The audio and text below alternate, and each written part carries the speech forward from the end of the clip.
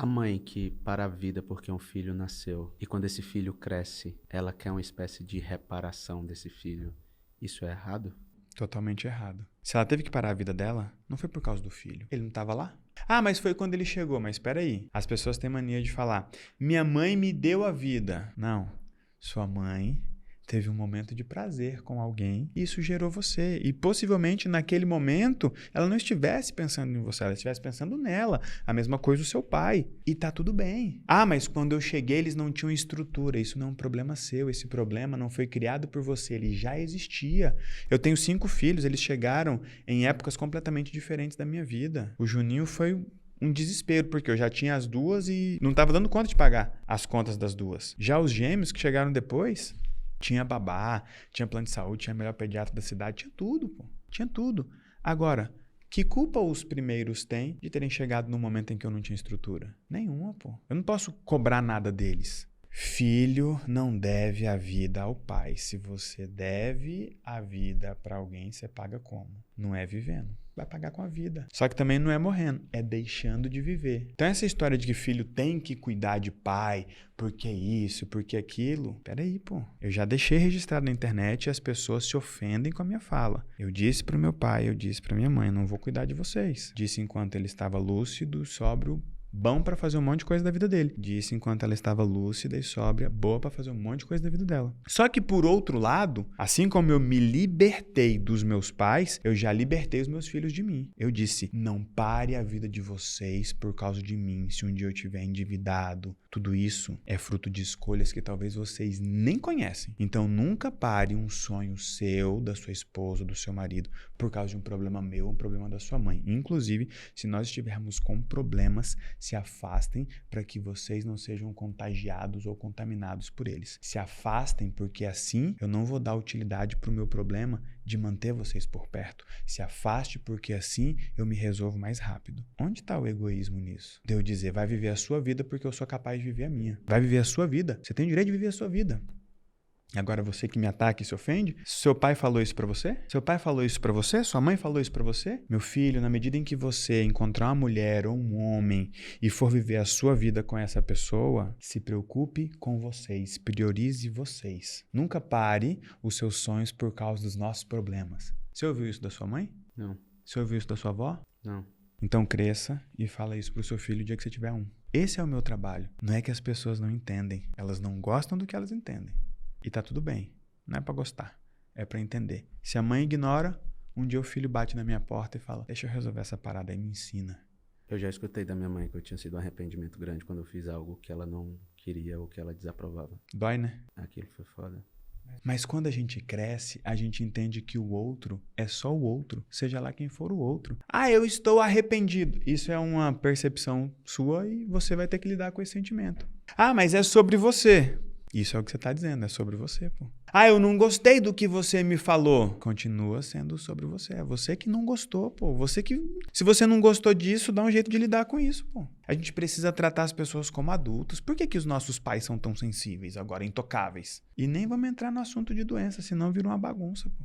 O pior relacionamento abusivo é quando o abuso da pessoa tem uma justificativa ou uma defesa. E você quer saber um caso desse? Comum? Doença.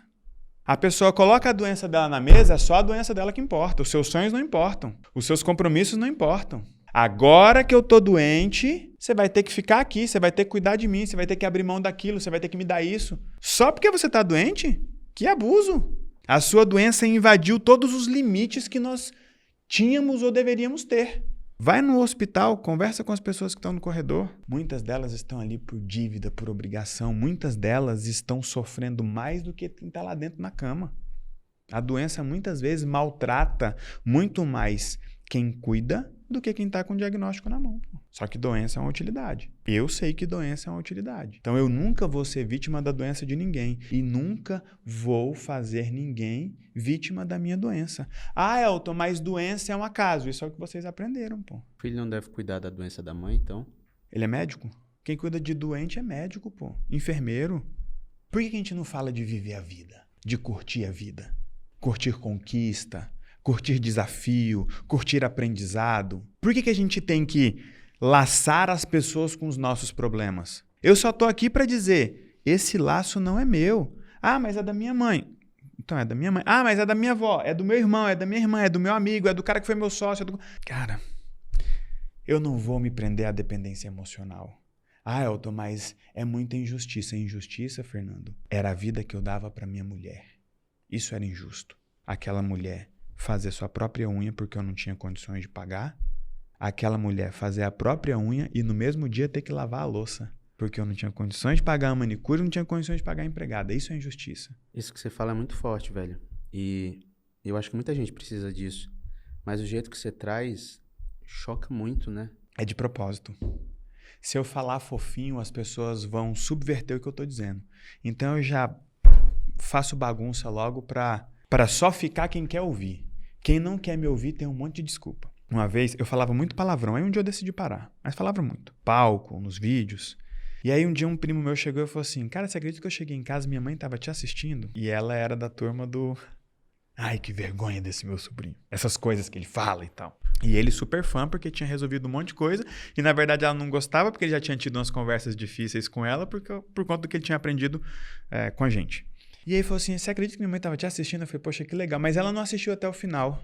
Ela parou. Certamente ouviu alguma coisa que não gostou. Falou, não, ela parou porque disse que você tava xingando demais. Eu falei, mas se eu tava xingando desde o começo, pô. O que foi que eu falei que ela não gostou de ter ouvido?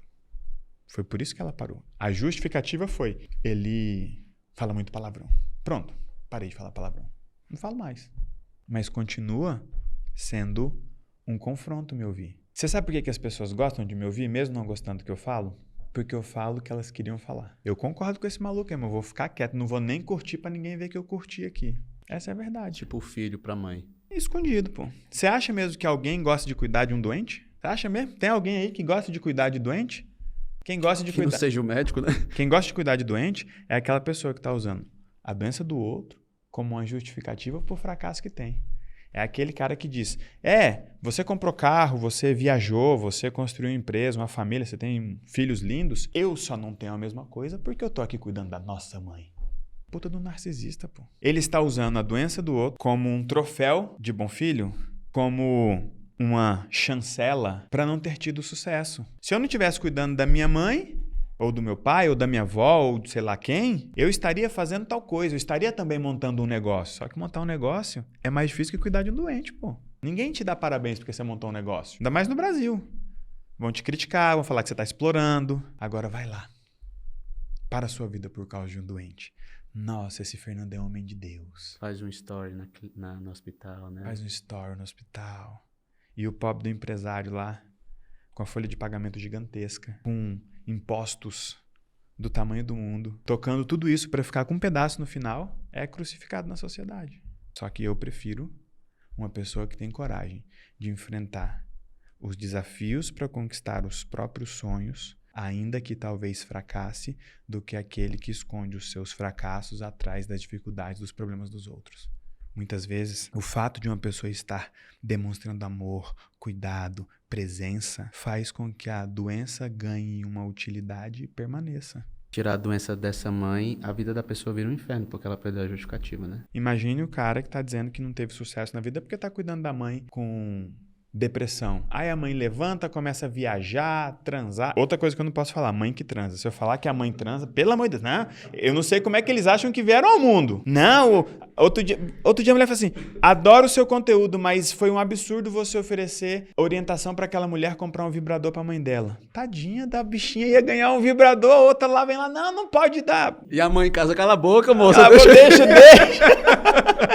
Deixa eu ganhar um presentinho. Então assim, o mundo está de cabeça para baixo e a gente vem tentando mostrar esse caminho aí da permissão, corrigindo as relações, diminuindo a dependência emocional, encarando aqueles padrões de vitimismo, narcisismo, vingança, cuidando daquilo que a gente chama de pré-queda, que são aqueles acontecimentos ruins que revelam padrões de acontecimento, comportamento e relacionamento com muita técnica. Só que a gente traz a mensagem desse jeito aí, porque se eu ficar aqui explicando tecnicamente, vai ser um papo chato do caramba. E no fim das contas, quem nos contratam são as pessoas que não aguentam mais viver com dívida, são as pessoas que não aguentam mais viver doente ou viver presas à doença dos outros, são pessoas que não aguentam mais aquele teto financeiro. E quando eu falo de quebrar padrão, Cara, a doença é um padrão gigantesco, gigantesco. E é fruto da dependência emocional. Poucas coisas trazem mais companhia, afeto, importância do que a doença, pô.